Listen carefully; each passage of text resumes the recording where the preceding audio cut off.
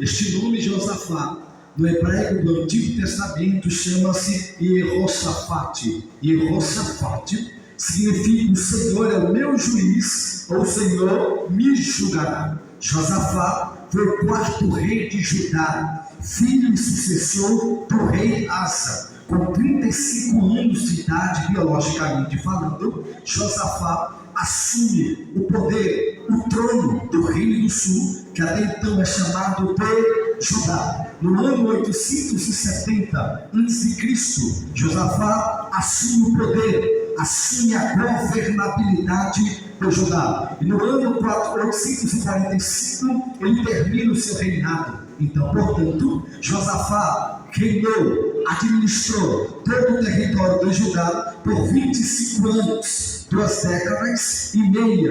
Ele agora começa a governar todo o Judá. E a Bíblia diz, irmãos, que Josafá foi contemporâneo do rei Acabe, do rei Acacias e do rei João de Israel. Quando Josafá começa a reinar, começa a governar o Reino do Sul, Judá, a Bíblia diz que agora, quem está entendendo da glória a Deus, levante a mão. Josafá começa a receber presentes, e a Bíblia diz que Josafá começa a ter riquezas e glória em abundância. Josafá, quando começa a reinar em todo Judá, 3 anos de reinado, Josafá levanta levitas, levanta príncipes e envia para todas as cidades de Judá para os príncipes e os levitas ensinar a lei, porque Josafá queria fortalecer a religiosidade dos judeus. Josafá queria renovar o pacto que os judeus haviam com Deus eterno. Quem está entendendo? Então Josafá, a Bíblia diz que foi um homem de Deus. Ele andou em todos os caminhos do seu pai, o rei Asa. Josafá buscou a Deus. Josafá inclinou seu coração para obedecer a lei de Deus. Mas agora a narrativa bíblica diz que os moabitas, os amonitas e os edomitas ajuntaram-se e vieram 3 povos, 3 nações para querer destruir Jerusalém, para querer destruir Judá. A Bíblia diz, irmãos, quando Josafá estava reinando em Judá, um dos seus mensageiros aproximou-se de Josafá e dissera: Josafá, vem aí da além do gentio. Os moabitas, os amonitas e os edomitas uniram-se em uma força bélica, em uma força militar, porque eles querem agora levar os judeus como escravos e quer dominar todo o território de Judá, tendo a capital Jerusalém. A Bíblia diz em 2 das Crônicas, capítulo de número 20, versículo de número 3, quando Josafá ouvia que os moabitas, os amonitas e os edomitas uniram forças para querer destruir o exército de Judá, ele temeu. A Bíblia diz que apoderou-se um temor no coração de Josafá. E que é medo? Segundo o hebraico do Antigo Testamento, a palavra medo é Yahé. Quem está entendendo?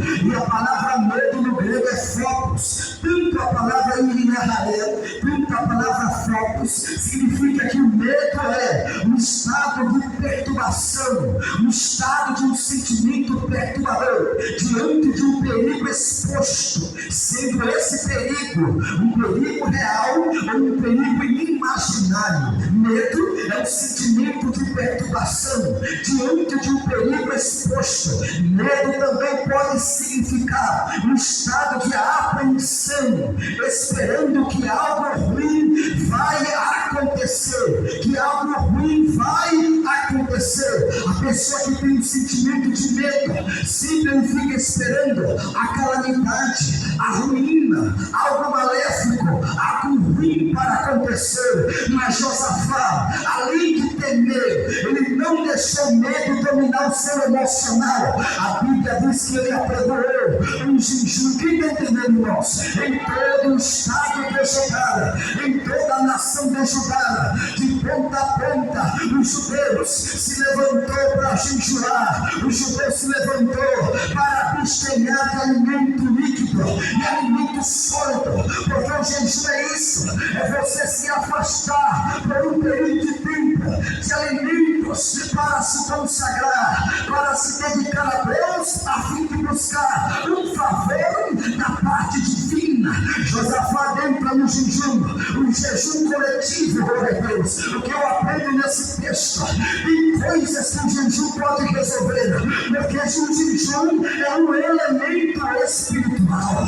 O jejum tem muita força, e crê nisso. O jejum tem muito poder. O medo, às vezes, se nós deixarmos o medo dominar o nosso emocional, o nosso coração, sempre vamos ser fracassados, porque o sentimento de medo sempre levará aqueles que estão dominados pelo medo ao fracasso emocional, ao fracasso espiritual, ao fracasso ministerial, ao fracasso em várias áreas. A Bíblia diz em Mateus capítulo 14, não é sempre que o medo pode nos levar ao fracasso. É quando Jesus aparece na quarta vigília da noite, no mar da Galileia. Os discípulos estavam no alto mar. A quarta vigília da noite era aproximadamente às 3 horas da manhã até 6 da manhã. E a Bíblia diz que os discípulos estavam no alto mar na embarcação. De repente Jesus aparece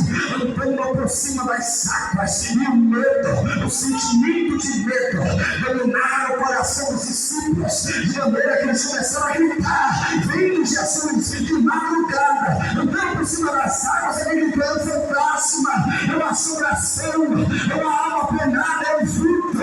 E Jesus começou a andar, e os discípulos: Senhor, é tu mesmo, Senhor. E Jesus disse: sou eu, sou eu mesmo, deixa eu ir contigo. Na hora que foi Pedro, e vem Pedro, e Pedro começa a andar por cima das águas, mas o texto diz que o vento era ao contrário, o vento era forte, e Pedro veio o vento forte batendo para si, o medo domina o emocional de Pedro, ele começa a naufragar, ele começa a se afundar, e Pedro olha: Jesus, me ajuda que eu estou perecendo. Jesus segura na mão de Pedro e coloca Pedro na embarcação. O medo sempre vai levar os seres humanos ao fracasso. Se deixarmos o sentimento de medo dominar as nossas vidas, a gente não tem uma decisão, a gente não segue o lugar, a gente não levanta cedo para fazer as nossas tarefas diárias, a gente não quer trabalhar. E o medo é um sentimento que está dominando essa geração atual. O medo quer dominar os casamentos. Muitas pessoas, no primeiro relacionamento matrimonial, foi traída, foi abandonada, e tem mulheres que não quer mais casar porque o medo dominou o coração dela. Ela quer viver solteira pro resto da vida, porque está com trauma de casamento. Quantas pessoas serviram a Deus, exaltou a Deus, se afastaram, estão com traumas, com medo de voltar novamente a aceitar Jesus e a servir a Deus em uma congregação, porque tem medo de ser rejeitado, perseguido, abandonado. Muitas pessoas dessa terra estão sendo dominadas por esse sentimento. Levanta a mão direita para cima. Mas a Bíblia diz, glória, Isaías 41:10 diz: Jesus, não temas porque eu sou contigo, não te assombres porque eu sou teu Deus, eu te ajudo, te esforça e te sustenta, numa destra da minha justiça, e te ajuda, Deus, e te afronta, Deus. Pastor, mas eu tenho medo de tomar decisões, eu tenho medo de dar errado, eu tenho medo de fazer uma faculdade não concluída, eu tenho medo de pavões, tantas fobias, tantos medos, mas nesta noite eu recebo a autoridade de Deus para te dizer: não deixa o medo dominar o teu coração. Agora, o medo bateu na porta do rei Josafá, mas o rei Josafá não deixou o medo dominá-lo. Josafá não deixaram o medo controlá-lo. A Bíblia diz que Josafá levantou-se e abriu um jejum coletivo em toda Judá. Então Josafá estava dizendo: a gente vai vencer essa guerra contra os moabitas, contra os amonitas, contra os edomitas. Não é na base, não é na base da espada, não é na base do escudo, não é na base do arco. A gente vai vencer essa guerra. É no jejum, glória, que é isso. Levanta a mão direita para cima e a esquerda, e creio, você vai vencer no jejum. Aponta o dedo para esse lado, vira o rosto para ele.